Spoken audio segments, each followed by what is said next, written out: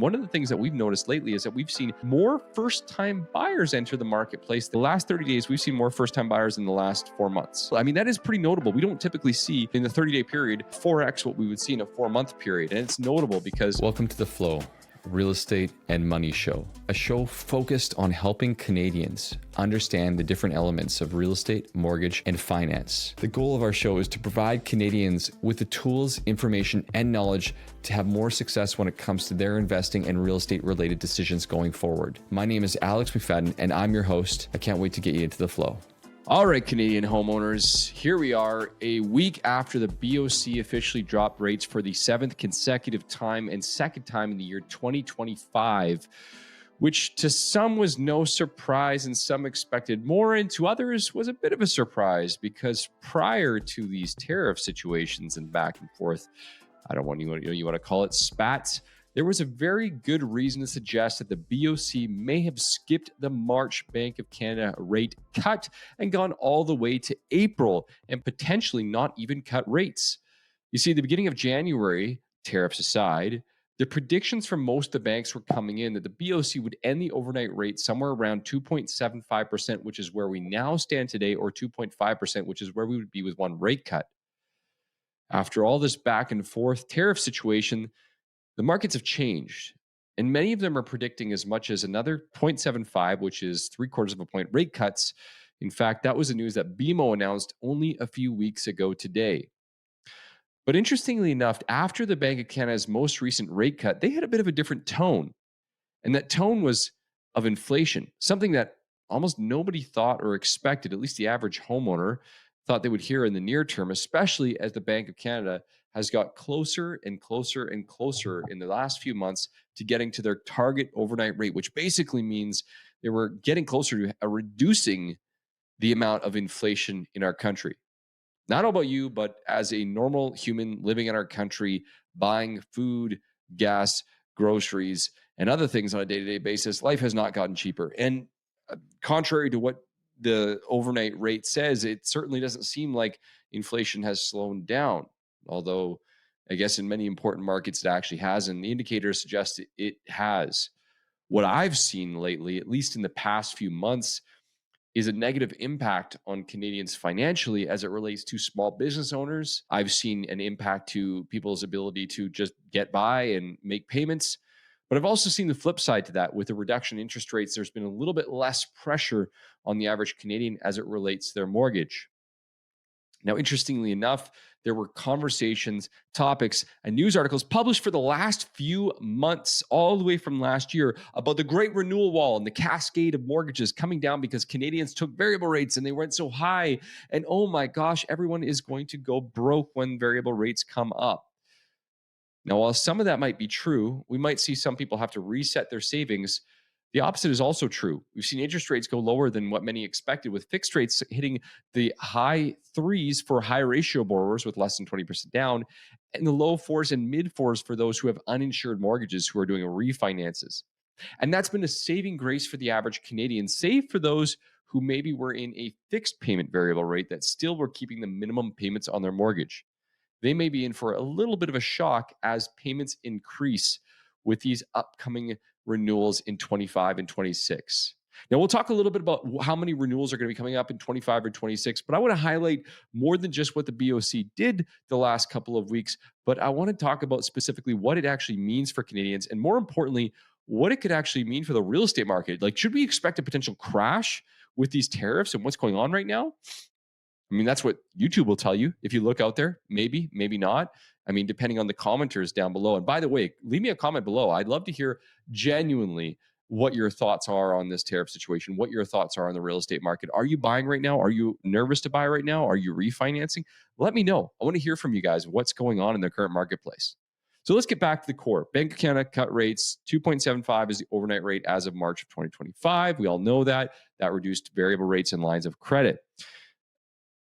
This reduction itself, again, drops monthly payments for an adjustable rate mortgage borrower by about $14 to $15 per $100,000 borrowed. I mean, it's pretty notable if you think about it. The average Canadian has a mortgage of around $400,000. Again, a $60 difference is notable in terms of the overall monthly budget, especially when you consider this the seventh time said rate drop has occurred in the last 9 months. So good news for those borrowers. If we look at the rate cycle and what's gone on, in the current iteration of the rate cycle, if you look at the last 4 BOC rate drop cycles, the average peak to trough, like the average drop that they go down, is 2.48% over the last 4 cycles, not including this one, which would mean at this point we've gone down 2.25, which would argue that 2.5 should be the bottom. But we do have those sneaky tariff situations that are coming in, which could account for a greater decrease than what would have happened otherwise. Now, if we look at it from again, understanding of these tariffs and what's happening in the marketplace, you've kind of got two diverging paths. Now, we've talked about tariffs enough. I'm not going to focus the entire episode on tariffs to start this conversation, but let's just talk about this for a second. We did see Trump implement the 25% tariff, and then back and the fourth and the spat and then this and that. It's just gone back and forth. But this has had an immediate impact on this other thing. And this other thing that we want to note here is supply, because it impacts construction. These tariffs or taxes are impacting materials like lumber, and they're increasing construction expenses, which are going to have an increased cost of home prices. I mean, I am in a real estate office, and I was talking to someone who develops and builds duplexes and so forth. And even he brought to me, you know what, I'm going to let this thing sit a little bit longer. I may not actually sell this property. Maybe I'll rent it out. I'm not really sure right now, but with the increased costs, it doesn't make a lot of sense for me to spend my money in this current climate. Now, if you can imagine just a single developer is saying that, or a single builder is saying that, imagine what large scale corporations are saying at this point right now, at a time when Canadians need to build more homes. Because contrary to what the news says, yes, we have a lot of listings in Toronto, and yes, we do in some other major cities like in the Okanagan. Most communities are not seeing an abundance of construction, especially not the ones that need them at this point right now. So these tariffs are causing some concern about the future of construction, which is going to cause upwards pressure on pricing. In addition to that, it's caused a level, like what's happened has caused a level of uncertainty in the marketplace. And while we're still getting a high number of inquiries right now for renewals and refinances, we are seeing some downward pressure. It's not dead. We're not seeing nobody reach out, but we're certainly seeing some downward pressure on the amount of applications or increase for pre-approvals and rate holds right now.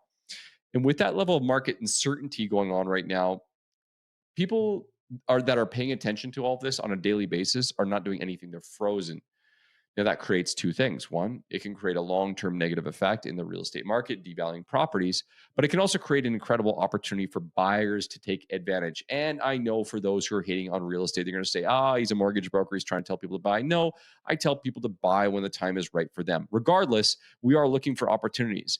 And if this tariff situation only lasts back and forth for another 60 to 90 days, then you will see an abundance of people jump back in the marketplace in relatively short order, assuming they still have their jobs, to buy real estate. Because if you take 50% of people out of the pool and all of a sudden there's about a bunch of listings out there, well, guess what's going to happen? The property values may not come down, but they won't be pressured up, and there's more negotiation. You throw all those people back in, it's going to pick back up.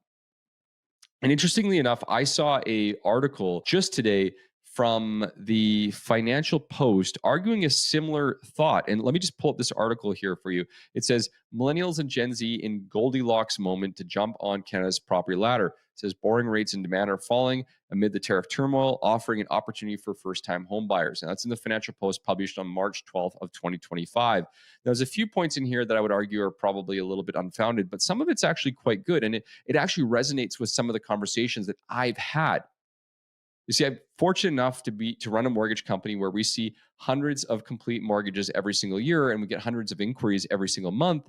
And out of that, we get an understanding of what type of people are reaching out and what they're looking for and what their concerns are. And one of the things that we've noticed lately is that we've seen more first-time buyers enter the marketplace than we had seen. Like, I got to say, the last 30 days, we've seen more first-time buyers in the last 4 months.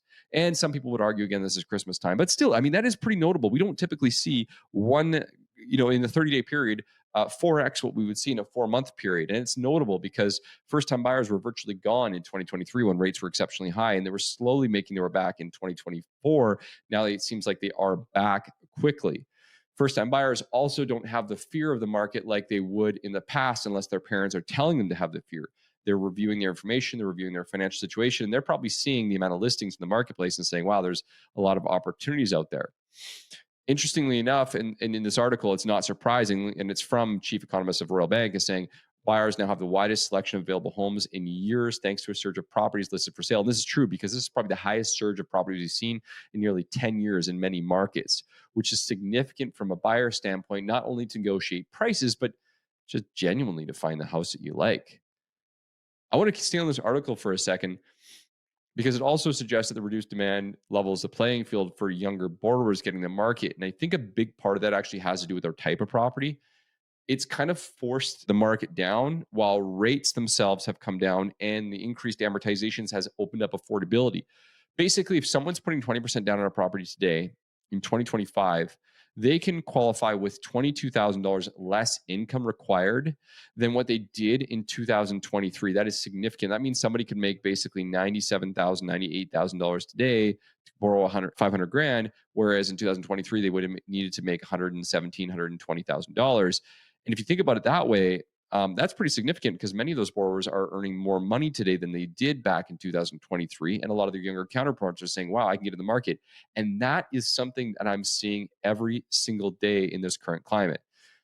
Now, let's focus on the financial element. And we'll talk a little bit more about this particular article with the BOC cutting rates, with the positivity around the marketplace. CMHC forecasted that in February that lower mortgage rates and last year's reforms could activate the housing market. Again, no surprises here. And it talks about millennials who are currently driving demand. Note that with remote work declining, they assume they will prioritize being closer to their jobs, which is going to boost sales in larger urban markets. That suggests that we're going to see, even though despite a softening in condo prices, we could see more properties sold closer to these cities and communities that have offices. Again, this is probably most impactful in major cities. They do reference immigration levels and the foreign buyer ban, but I saw a report today about immigration levels, and they actually haven't dropped off since last year. So it looks like we still see a significant amount of people in the country who are immigrants and from other markets. In any case, basically the argument of this the whole entire article is that there's a higher amount of affordability in the marketplace, and that first-time buyers are going to jump in because they're not as afraid of the market and they don't have the fears from their parents. I don't think that's wrong. I think that's absolutely true, and I've noticed it anecdotally. While it's not everyone, it's definitely something I've seen. I have seen more educated first-time buyers and more educated buyers in the marketplace asking good questions. They're not just running to the bank anymore. They're not just running, and they're not only running to ChatGPT. They're running to educated professionals and like myself and asking good questions and getting good answers and then backing that up. So the new way to do this mortgage thing and the new way to look at it is to look at the data, look at the facts, then talk to a human and make a decision, which is, I think, probably the right way to do it. So what are we seeing in the marketplace right now? Let's round the corner of this real estate thing and come back to the core. Current trends in home sales and prices right now, sales activity right now. We saw a 3.3% decline in February from January, which is not a surprise. That's why we're seeing more listings in the marketplace and more of these properties hanging out, alongside a significant rise in new listings, which indicated it was a shift in the buyer's market. We already talked about this, with the biggest buyer's market being the condo market, and particularly in Ontario, but you are seeing this in some other communities. This is just basically creating price stability. You're not seeing a bunch of property prices decline like crazy because sellers still have to make a certain amount to sell their property. They're just going to see properties sit longer. And this is, again, another reason why, as a buyer, assuming you're going to keep this property for at least 5 to 7 years, it is a good market to be a buyer in. Particularly this time last year, I bought a house in March of 2024, and it was like scrambling to find a home. It was a very difficult proposition. There was very little around. And even at that time, I thought it was a good market. I'm happy with my selection and my property, but I wouldn't have been upset to see some of the properties that are listed on the marketplace today. Anyways, so in summary, we went over a lot of places here right now. The BOC's rate cut, the future projections of the BOC. Right now, we're sitting at a high probability of rates cutting down again in April. The impact to the marketplace and the psychology is massive, as we talked about before, and specifically having a great impact on those first-time buyers, both from a market perspective, but also from a perspective of actually looking at the facts: greater affordability, lower interest rates, lower payments, greater incomes. It's a perfect storm for people to get into the marketplace.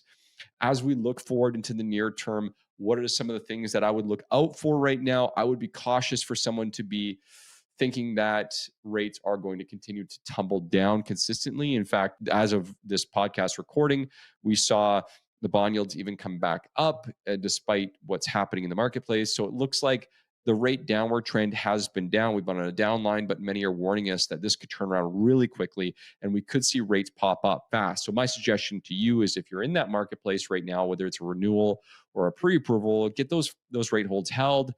Make sure it's what you're looking for. Make sure it's the correct rate hold, because my gosh, the amount of people I've talked to where they had a rate hold at a bank and it was a wrong rate hold and they couldn't actually use it is high. Wrong rate hold meaning it's not for your situation or your scenario, so that interest rate actually doesn't apply and they were not prepared to pay a different interest rate than what they have.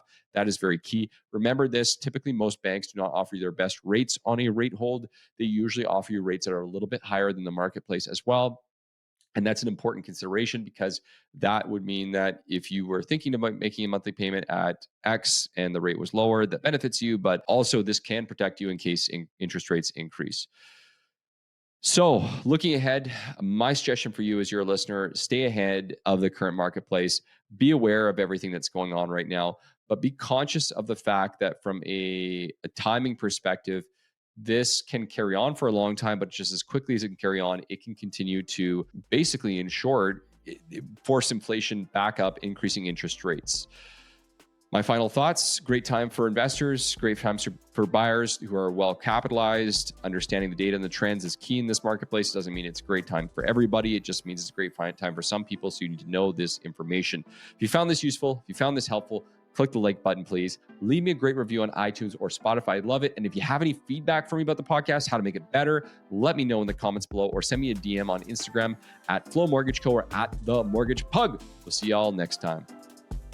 That was an unreal episode of The Flow. I hope you enjoyed it as much as I did on my side right here. If you haven't already done so, make sure to check out all of the incredible resources that we have available. You can find us on Instagram at Flow Mortgage Co. You can find us on our website, getflowmortgage.ca. And of course, don't forget our free first-time homebuyer masterclass that's currently available on our website for anyone who listens to the episodes. And if you loved what you listened here today, the only thing that we ask for is to share this with someone else that you think this could help. And hey, maybe leave us a great review online.